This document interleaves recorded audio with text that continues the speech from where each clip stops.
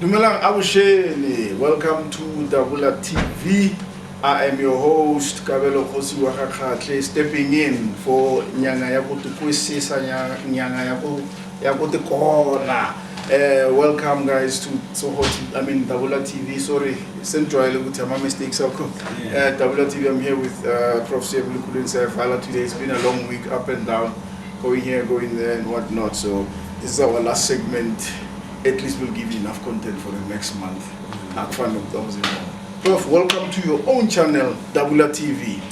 Sawubona KP, sawubona nababukeli nabathandi bayo Dabula TV ngithi hey, since siqala ukushuta last week Tuesday, sinjengoba siceda namhla ngomgcibela KP, sibonga kakhulu ngibonga ukuthi ukwazile ukuyeka yonke into athi ngiyohlala enkangala noma ngasiya indaba zemithi kodwa ngendaba ukuthi sizonikeza ababukeli into abafuna ukuyizwa nento abathi I wonder this weekend kuyongenani kuDawula, I wonder Wednesday kuyongenani kuDawula. So le content bebayifuna ukuthi thina silokhu siposta nenini siyenya angeke phindi ibe khona.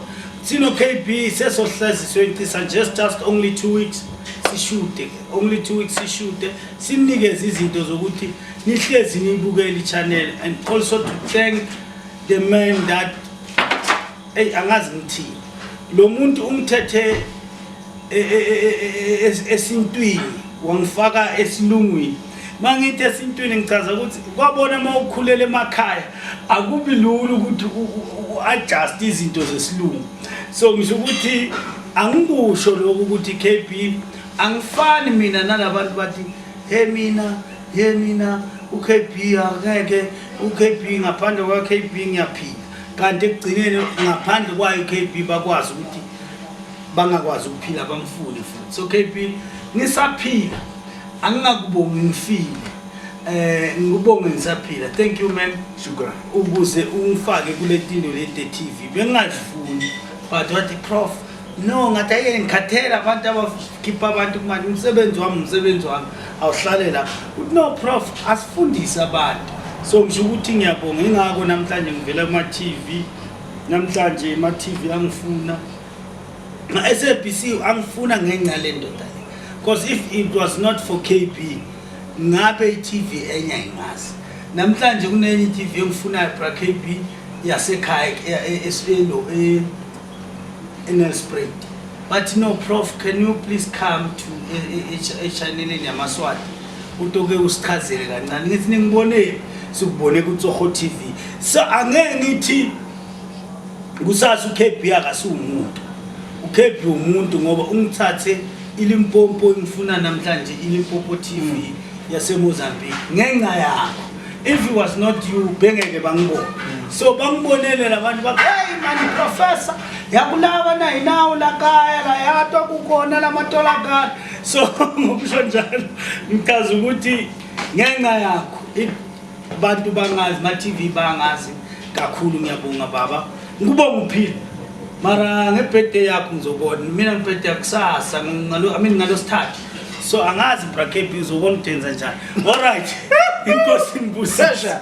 Yeah. Pleasure. Ngiyabonga Prof. Hey, iyadura iLouis Vuitton. Mina ngama. Anyway, Prof, welcome to your channel. All right, let's not waste time. I just want us not too much, but see. I just want us to, yeah. The issue now. Okay, as you know, guys, I have people that I coach on one-on-one, and what I try to do is to make sure they can invite these Talosabo back. They can try and communicate. Now, I would think for say 12 guys, I mean, I help you navigate to store.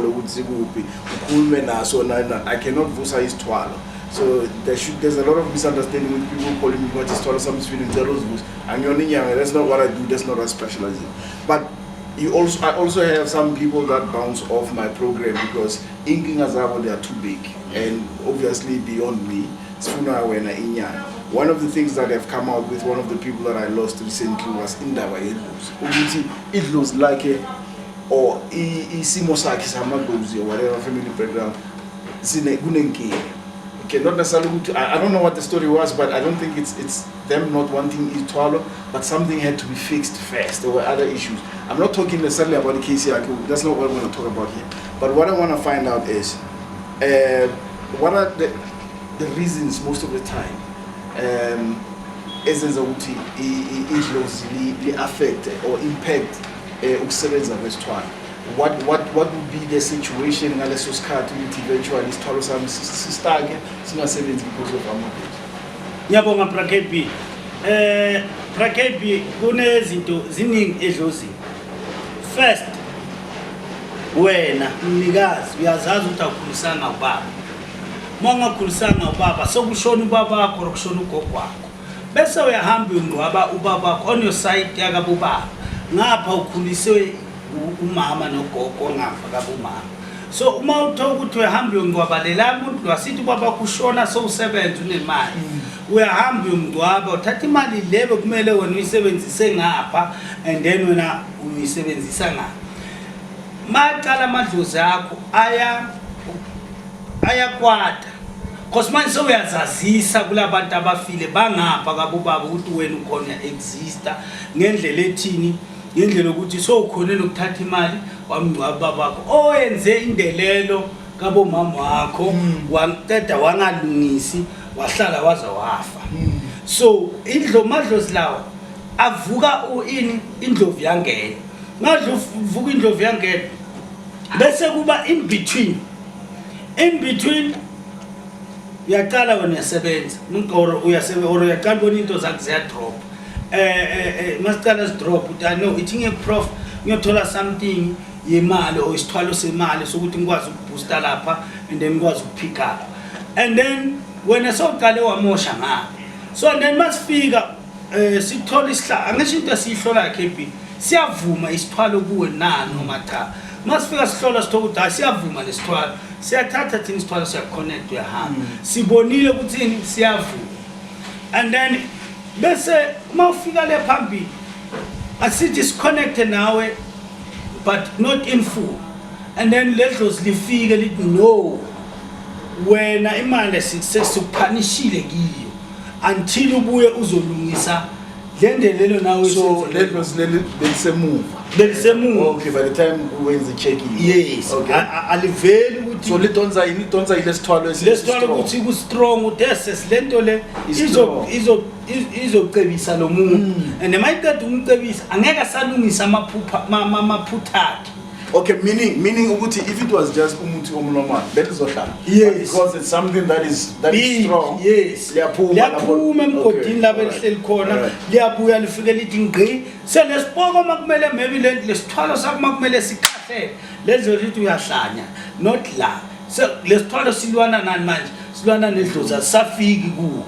And then kwenzeka ukuthi okay right uthi no prof man sengibona kuphela 2 months akwenzeki.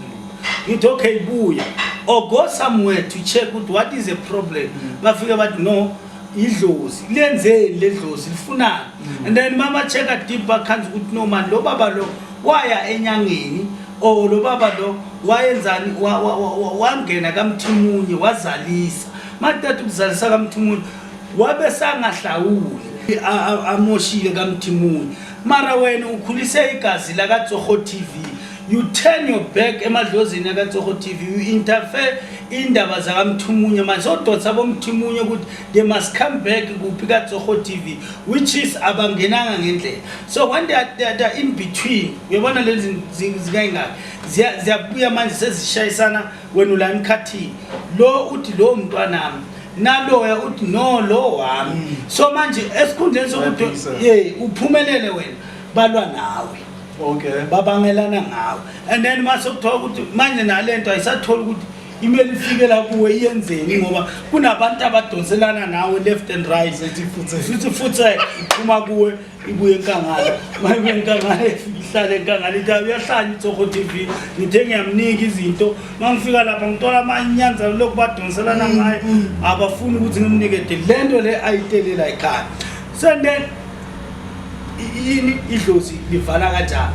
Sometimes idlozi lakho wena sithe hamba uyophahla ubiki emadlozini watshela ukuthi ngiyakalikhuleni ngothatha isithwalo ngiyakalikhuleni ngibuye nesithwalo so mabuye nalesithwalo mawufika lapha ekhaya lakho lamadlozi aphakama abanani nokhwele noma abanomona ukuthi no angeke simvumele aqwebe nokuthi thina akasinani and then why and phela bracket B angisho ukhumbule ezami ithwalo zihlangana nedlozi so idlozi lakho if alikagezeki kahle noma likalungi ingako sithwalo squat esijike sibuye emuva so and then makuyidlozi siyasibheke ukuthi lifunani ukuze likwazi ukuqhumana nani nalento esukupha yona ukuthi ikwazi ukuqhuma isebenze so if ever utho ukuthi normal wena ungcwaba ubaba wakho kanti baba kunamanyala ngapha eKaZoho TV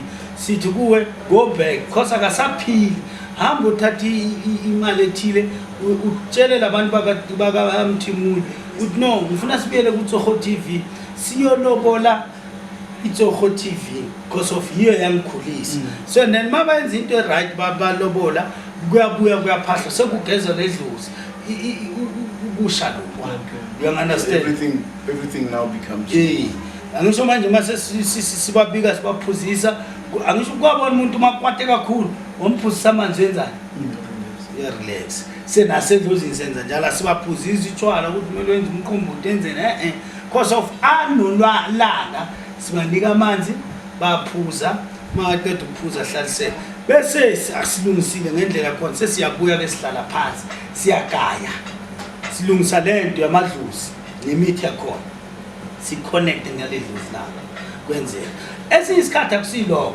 esinye isikhathi kuyenzeka ukuthi wena right ubaba nomama bashadile kahle or yonke into yasekhaya ihlaliseke kahle but i problem amadlozi akho example i5 le 4 ivumelana nesithwalo lo athi ngeke angivumi you understand and then lo mangavumi agijime ashiye le 4 evumayo ukuthi athina semkhulula akayenze noma yini lo athi ngeke and then mangeke lo ukhumbula ukuthi sihlolile sathola umadlozi arayi kuna 4 yabantu bavumile but lo umuntu wakho straight ogade wena uthi never and then mathi never lo sefuna sihlale phansi sibuka indlela eyokuzoyenza ukuthi singamkhona njani ukuthi agcina avumelene nani nale 4 so that ukwazi kwenzeka isithwalo sakhe sibe khona kwenzeka lokho kaningi kufana noma umuntu angaba athathe isithwalo ngeke ngikhulume maybe ngezinye ithwala ziningi idlozi azithini ziyakhahlela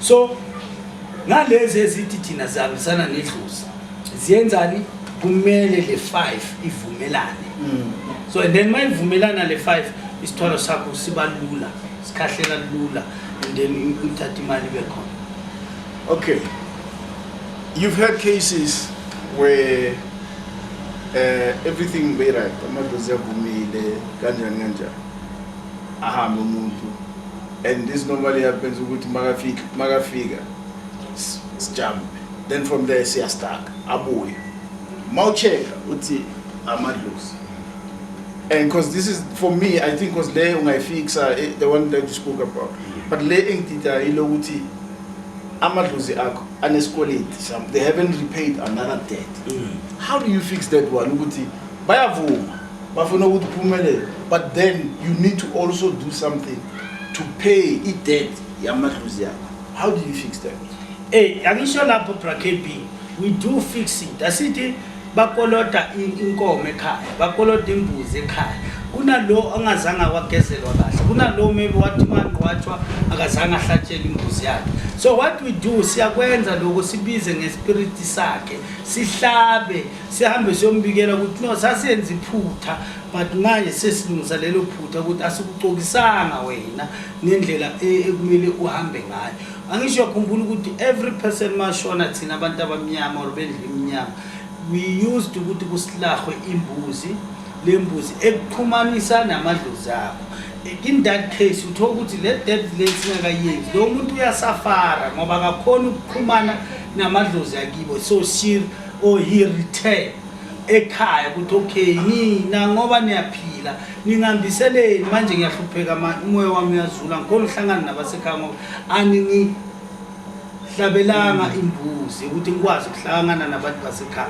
So what we do, siyenza le ritual yembuzi, siyahamba nawe ekhaya. If ever nine ekhaya nigqokiswa ngesikhumba senkomo kuphela, we use inkomo leyo.